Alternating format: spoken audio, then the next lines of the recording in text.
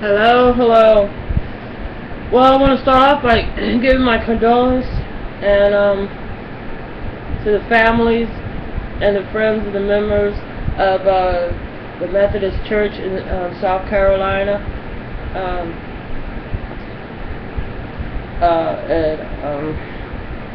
What I want to say is that mostly that the coverage I find sort of very appalling. Like at first they were trying to say, well, is it racist? I just want to say that, like, being in Memphis and Mississippi and living in the South these 12 years or so, and coming from the North, they're very racist in the South. You have a lot of white people that are very hostile and sort of like warmongers, you know, and you know, because we don't educate our kids to think about South America, and we only go to Africa, we don't educate them about America. We have people that don't feel connected to America, and we have a lot of white people that think that for some reason, because they came over here as invaders, and they would have never won if they hadn't been, I hate to say it, so diseased and full of nastiness from not understanding nature, because they had, like, most of them came out of jails, and the type of where they were living was already, they weren't close to nature, where like the natives and the rest of the world that they invaded, were still living off the land, you know, like they like to make fun of black people because we picked cotton. Well, we grew what we ate, and we grew what we were, and we grew the material we need for our houses, and we grew everything. We got everything that from the earth, out of the earth, without destroying it, without, you know what I'm saying? So what that was a massacre. This guy sits down, and I've had this experience with Caucasian people, you know what I'm saying? They sit down, they act like they all that and that, because I remember this one girl, she was a black girl, and she was just really going off on me, you know, because she didn't like what I was saying to the white girl, because it's not the propaganda, you know what I'm saying? Because this neighborhood was annexed off, you know, and she's like in her 20s, she just don't know shit. You know, she only knows that, you know, like, well, we came from Africa. No, bitch, you didn't come from Africa. Not you, not directly. I promise. You know, I bet your birth certificate said right here in Memphis. You know, so anyway, the white girl got off, because I went off on her, and I've been in the South, and you know what, they very racist here, and I don't have a problem with disliking somebody.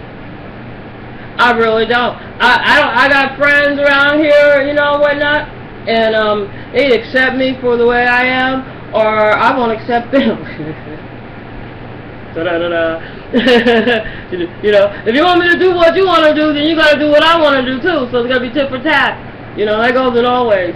But anyway, so I was very saddened and disbelief that this guy just walks all lolly-da, all willy-nilly up in a church, sits down for Bible studies, from what I hear, with them, prayed with them.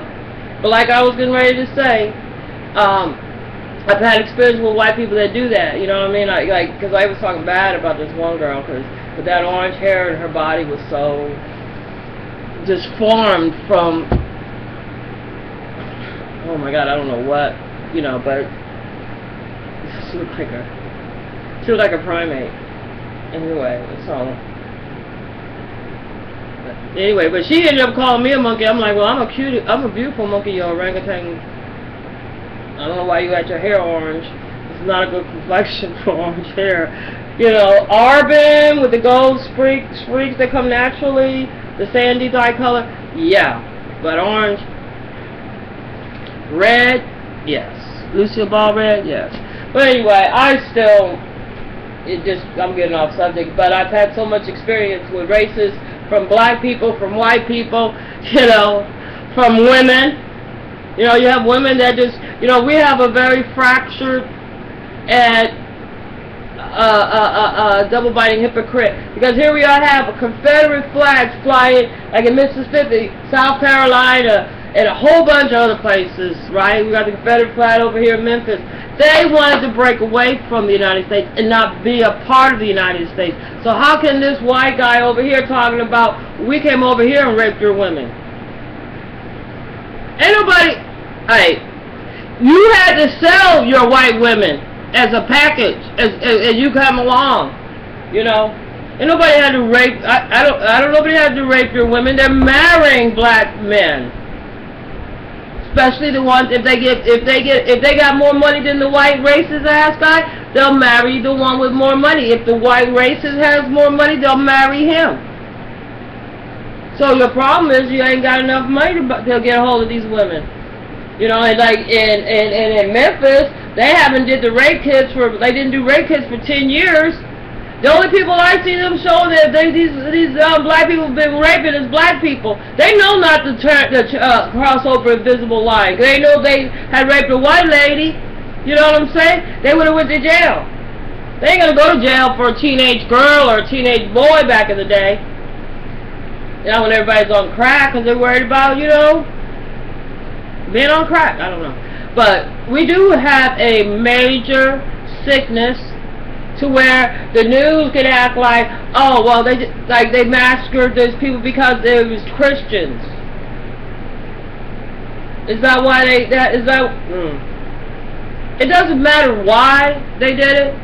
It's the fact that we have an epidemic of people going into places like movie theaters, like schoolhouses, and now churches and restaurants and shooting them up.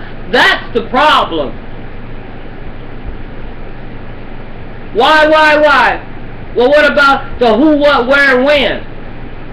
If you're journalists, who was what 2-year-olds? We know who it was. They had them on cameras. Cameras are not going to stop a crime. It's obviously not going to stop a murder. That's the only reason why I'm against it. Yeah, so maybe this guy wants, you know, and it's ironic, this guy's going to be in jail where you got 40% of the black people in jail when they're only 17% of the population, so he's going to be surrounded by blacks. But he'll also be surrounded by white racist jailers. But the only thing different is some of them might be Christians. Some of them might have a problem with you shooting Christians regardless what color they are. I have a problem with y'all shooting Americans for whatever damn who, what, where. Well, you don't even do the who. You just who. Your feet, limbs, fox. Does your head turn all the way around? Anyway, so I think we're going to get it worse. Because as long as we are not looking at the real problem, maybe we should let white people know that if you want to fly, I don't care if it's a state flying in Mississippi or South Carolina, you flying that Confederate flag, they said they didn't even fly it half-mast. You know, they want, that's why you still have racism. That's why you have a double-biting hypocrite society. You're talking about a free and open society, but you got the Confederate flag that shows that you don't want to be a part of America. And then those ones flying the Confederate flag are talking about they're Americans. You can't have it both ways. If you want to separate from the United States and make your own damn country, go! Y'all grown! He was 21 years old. He could have fucking went to Iceland. Not that they would fucking want him. He could have went over and fought in the Middle East. There's a whole bunch of motherfuckers over there brown. Darker than him at least. He could have been all with. That's what you need to do. All you white racists that want to go kill black people, they're waiting for you. Yeah, they got black Muslims kidnapping little girls out of school. Why don't you go kill them? And they don't like Christians. But they probably have more respect for a Christian than a racist, Confederate flying, wannabe, KKK or whatever the hell you want to be, because you ain't being an American. I'm telling you that right now. Because y'all don't know about, and I'm telling you black people, let's study South America. Africa is fine and dandy, but if you're going to study Africa, study how the white man was in there World War I, World War II, before World War I. You know, they were in there. Look who taught ISIS.